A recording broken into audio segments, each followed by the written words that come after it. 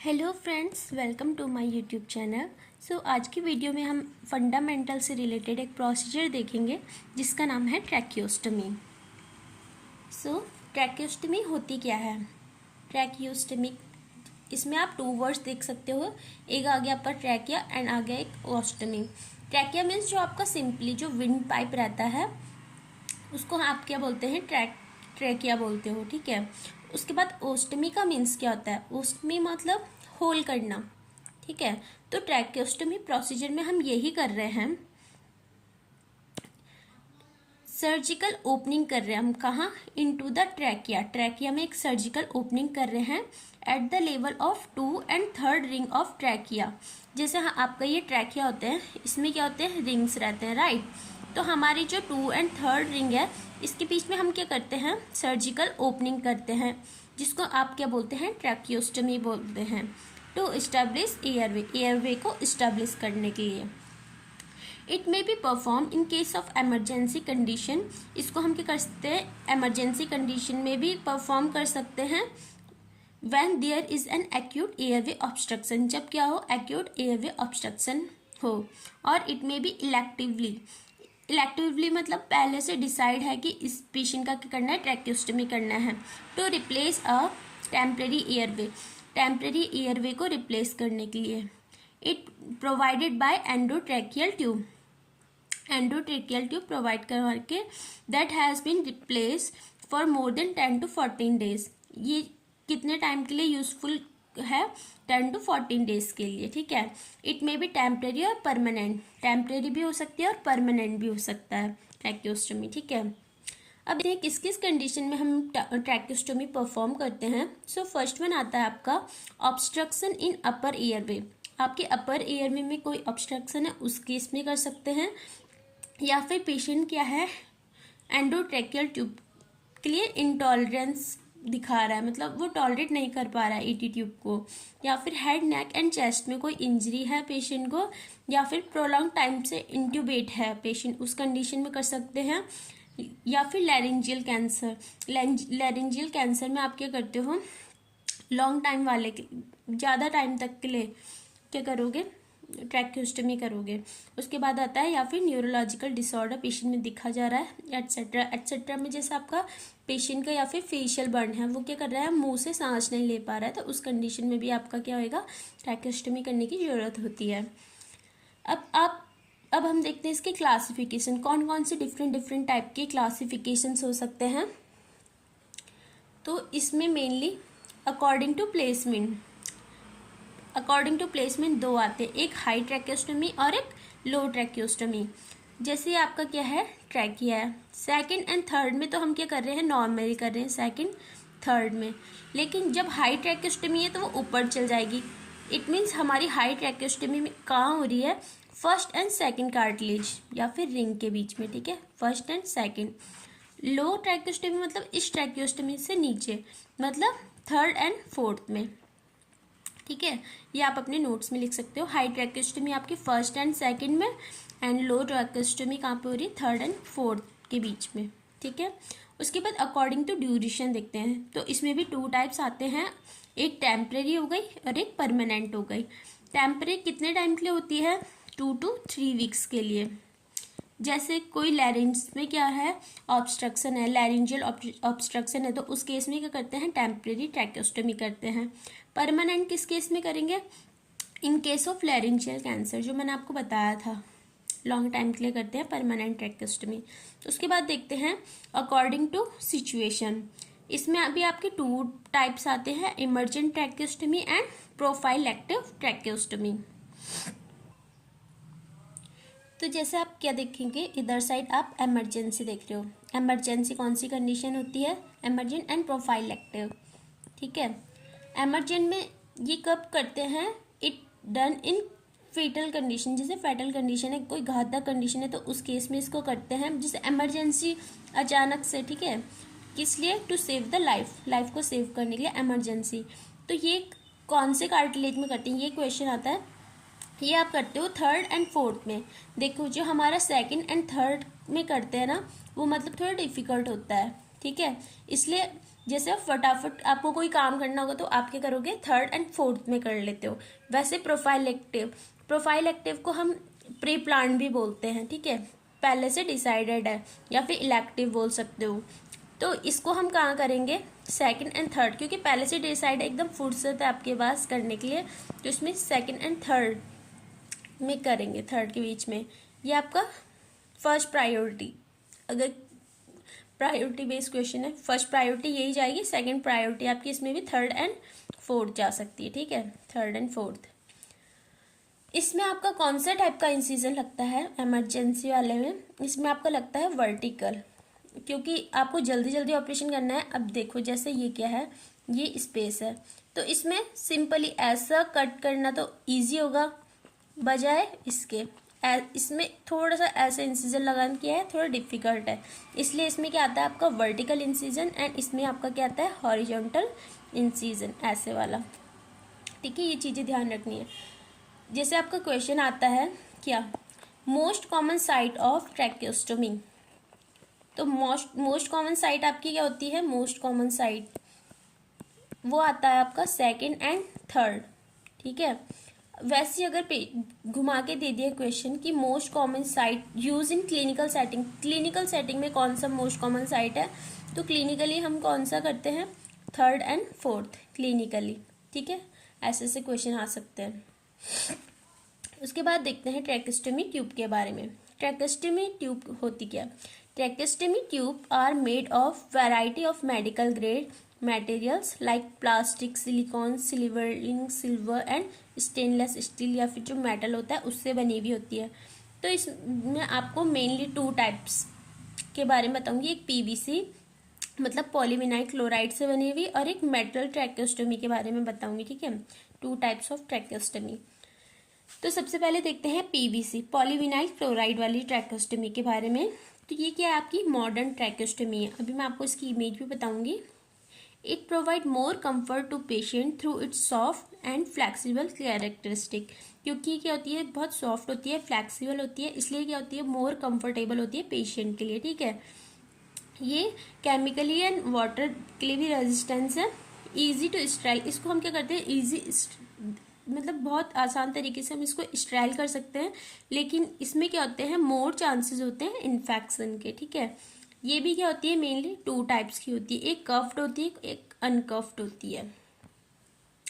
जैसे कि आप इसमें देख सकते हो, ये है, ये आपकी कफ्ड है, जो ये आपको दिख रहा है ना, ये है आपका कफ, इसलिए इसको क्या बोल रहे हैं, कफ्ड ट्रैकियोस्टोमी।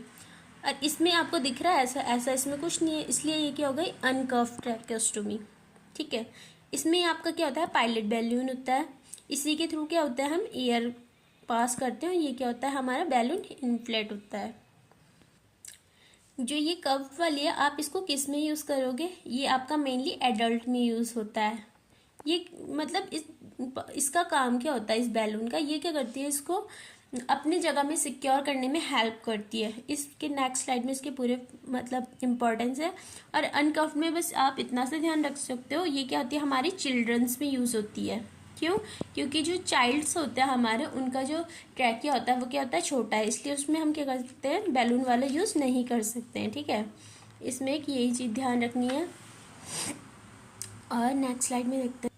अब जैसे कफ ट्रैकियोस्टोमी के बारे में, a cuff tracheostomy has a soft inflatable balloon at the end of the tube that seals the airway. जैसे मैंने अभी आपको बताया, कफ ट्रैकियोस्टोमी में क्या होता है, सॉफ्ट एंड इन्फ्लेट। इन्फ्लेट मतलब हम इसको क्या कर रहे हैं, जैसे ये आपका दिख रहा है ना, ये इन्फ्लेट किया हुआ होता है। पहले तो जैसे ये ट्यूब है, जैसे ये आपकी ट्यूब है, तो इसी में क्या है, बैलून चिपक रखा है। उसके बाद हम यहाँ से क्या कर रहे हैं, सिरिंज से प्रेशर दे रहे हैं, एयर प्रेशर, तो उसकी वजह से क्या हो रहा है, बैलून फूल रहा है। जब अंदर डाल दिया उसके बाद ये बैलून फुला रहे हैं, ठीक है, सिक्योर करने के लिए, मतलब इन्फ्लेटेबल है। वो इसमें लिखा है at the end of tube that seals the airway, airway को सील कर रहा है। It protect the airway and prevent from aspiration, aspiration से प्रिवेंट करता है। It allow more effective positive pressure ventilation when the cuff is inflate, जब हम cuff को इन्फ्लेट करते हैं तो ये more effective positive pressure ventilation provide करवाता है। It prevents cross contamination of staff equipment and other patient, ये कंटामिनेशन से भी प्रिवेंट करवाता है। Cuff help in to secure the tube at place. Cuff की वजह से क्या होता है, वो ट्रैकेस्टोमी अपनी जगह में क्या होती है, सिक्योर होती है। Amount of air to inflate cuff, ये आपका इम्पॉर्टेंट आ गया। जैसे क्वेश्चन आता है कि कितना आप इसका यूज़ कर रहे हो, कितना एयर आप इसमें पुट करते हो, तो आंसर आता है आपका 3 to 5 mm की एयर हम इसमें पुश करते हैं उस कफ को इन्फ्लेट करने के लिए, ठीक है। उसके बाद आफ्टर इन्फ्लेट कफ प्रेशर, जब हमने उसको कफ को इन्फ्लेट कर दिया तो उसका प्रेशर कितना होता है, 20 mm ऑफ Hg। ये तो आपका फर्स्ट प्रायोरिटी। अगर आपको इसमें ये ना देखने को मिले तो आपकी सेकंड प्रायोरिटी कहाँ जाएगी, 20 to 25 mm ऑफ Hg। या फिर आपको क्या करा है, mm ऑफ Hg में पूछा ही नहीं गया है, सेंटीमीटर ऑफ H2O में पूछा गया है, तो वो कितना होता है आपका 25 to 30 सेंटीमीटर ऑफ H2O। ऐसे क्वेश्चंस आते हैं। उसके बाद cuff pressure check in every 8 hours with the help of manometer. Cuff pressure को चेक करने के लिए कौन सा डिवाइस आपका यूज होता है, फर्स्ट वन क्वेश्चन, तो वो आता है आपका मैनोमीटर। और इसको कितने टाइम में चेक करना होता है, एवरी 8 hours में इसको चेक करना होता है। तो ये थे आपके कफ ट्रैकेस्टोमी से रिलेटेड कुछ पॉइंट जो आपको एग्जाम पॉइंट ऑफ व्यू से भी इम्पोर्टेंट है। नेक्स्ट सेकेंड, ये जो हमने मेटल ट्रैकेस्टोमी की बात की थी, तो ये आपकी मेटल ट्रैकेस्टोमी देखने को मिलती है। इसके 3 मेन पार्ट हैं, ठीक है। ये आपके सबसे बाहर वाला आउटर कैनुला होता है, ठीक है। अब इसके अंदर जो आप होल देख रहे हो ना, उसी के अंदर क्या होता है, ये इंसर्ट रहता है। इसको आप क्या बोलते हो, इनर कैनुला, ठीक है। और उसके बाद आपका क्या आता है, ये इसके भी अंदर, ये इसके अंदर रहता है और ये इसके अंदर रहता है, ठीक है। इसको आप क्या बोलते हैं, ऑब्टूरेटर। स्पेलिंग आप लिख सकते हो, ऑब्टूरेटर। जो ये रहता है ना आउटर कैनुला, यही आपका क्या रहता है, मतलब बाहर से परमानेंट फिक्स्ड रहता है ट्रैकिया में, ठीक है। इसको हम क्या करना है, रिमूव नहीं करना है, क्योंकि ये क्या होता है, परमानेंट फिक्स रहता है। रिमूव कौन सा होता है, ये होता है। जैसे हमें क्लीन करना है तो इनर कैनुला को हम क्या करते हैं, रिमूव करते हैं, रिमूवेबल पार्ट होता है ये, ठीक है। इसको हम क्या करते हैं, क्लीन कर सकते हैं, जो इसमें म्यूकस रहता है।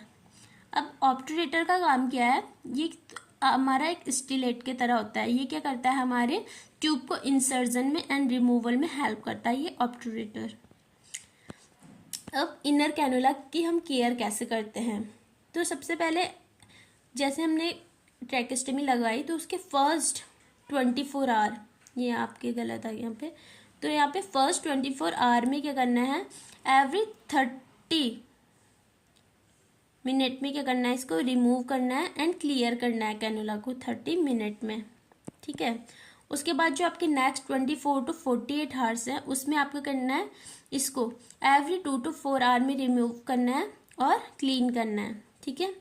उसके बाद आगे आपका इनर कैनुला को क्लीन किससे करना है, inner cannula clean bye 1% soda bicarbonate, SBS आपको इसको लिख सकते हो, soda bicarbonate SBC 1% solution use में लेते हैं। कितने टाइम के लिए क्लीन करना है, 10 to 15 मिनट्स में क्लीन करना है। Clean it in running tap water. Running tap water नहीं है तो आप जैसे कोई ग्लास में ले लो या फिर किसी भी डिस्पोजेबल ग्लास में, उससे क्या करना है, ऊपर से डाल दो उसके, ठीक है। Don't give hot water to patient. जब हमने ट्रैकेस्टोमी लगाई है मेटल वाली, तो हमने क्या करना है, पेशेंट को हॉट वाटर नहीं देना है, क्योंकि वो पेशेंट की जो म्यूकस है ना, उसको बर्न करने के चांसेस रहते हैं, उसको इरिटेट करता है। Boiling inner cannula in 100 degree Celsius. After cleaning inner cannula dried and re inserted. ऐसे ऐसे इसमें सब कुछ पॉइंट आप ध्यान रखोगे, ओके। इनर कैनुला की केयर थी है। अब ट्यूब साइज देखते हैं, तो ये ट्यूब साइज एडल्ट में कितना होता है, मोर देन 7 फ्रेंच। चिल्ड्रन में देखें तो 4 to 7 French and small children या फिर इन्फेंट में लेस देन 4 फ्रेंच का हम ट्यूब यूज करते हैं। अभी आपको किसकी इमेज देखने को मिल रही है, कोई बता सकते हैं कौन सी इमेज है, तो ये होता है आपका ट्रैकियल डायलेटर, ठीक है। जब ट्रैकेस्टोमी करते हैं तो ये यूज में आने वाले कुछ इक्विपमेंट्स हैं। ये आता है आपका ट्रैकियल डायलेटर। ये क्या करता है, इंसर्जन के टाइम पे क्या करता है, हेल्प करता है। उसके बाद ये वाला कौन सा इंस्ट्रूमेंट है, ये आपका है डबल हुक रिट्रैक्टर। ठीक है, आपको इमेज भी याद रखनी है, डबल हुक रिट्रैक्टर। जैसे आप देख रहे हो कि ये है, एक ये है। ठीक है, डबल हुक रिट्रैक्टर। ये क्या करता है, हमारे जो ट्रैकिया है उसको विजुअलाइज करने में हेल्प करता है। उसके बाद कुछ जो आपकी ट्रैकेस्टोमी ट्रे में देखने को मिलता है, एक आता है आपका K4 जेली। इससे क्या होता है, जो हम जेली यूज़ ही करते हैं नॉर्मली प्रोसेस में, तो ये क्या होता है, इजी टू इंसर्ट। इससे क्या होता है, हम जो ट्रैकेस्टोमी इंसर्ट कर रहे हैं तो इजी टू इंसर्ट। उसके बाद आता है आपका NS और सोडा बाइकार्ब। इसको किस चीज़ के लिए यूज़ करते हैं, हमारे आउटर कैनुला को क्लीन करने के लिए इसको यूज़ करते हैं। आप ये पॉइंट्स लिखोगे अपनी नोटबुक में। बीटाडीन का काम तो पता ही है क्या होता है, ड्रेसिंग में काम यूज़ होता है। Half strength of H2O2। तो ये क्या आपकी फर्स्ट प्रायोरिटी सॉल्यूशन है टू क्लीन इनर एयरवे। आपका अगर इनर कैनुला को किससे क्लीन किया जाता है तो फर्स्ट प्रायोरिटी आपकी क्या जाएगी, यही जाएगी, हाफ स्ट्रेंथ H2O2। उसके बाद आता है 70% एल्कोहल। इसको भी आप क्या करते हो, प्रोसीजर में यूज़ करते हो। ठीक है, जैसे इंसिजन साइट को क्लीन करने के लिए हम इसको यूज़ कर सकते हैं। उसके बाद देखते हैं नेक्स्ट स्लाइड। प्रोसीजर मतलब जो भी है प्रोसीजर कैसे कैसे करते हैं, कौन सी पोजीशन देते हैं, पूरा प्रोसीजर, और जो भी सक्शनिंग कैसे करते हैं ट्रैकेस्टोमी की, ये सब कुछ हम नेक्स्ट पार्ट में देखेंगे दूसरी वीडियो में। Thank you so much. If you like this video please like share and subscribe to my channel. Thank you.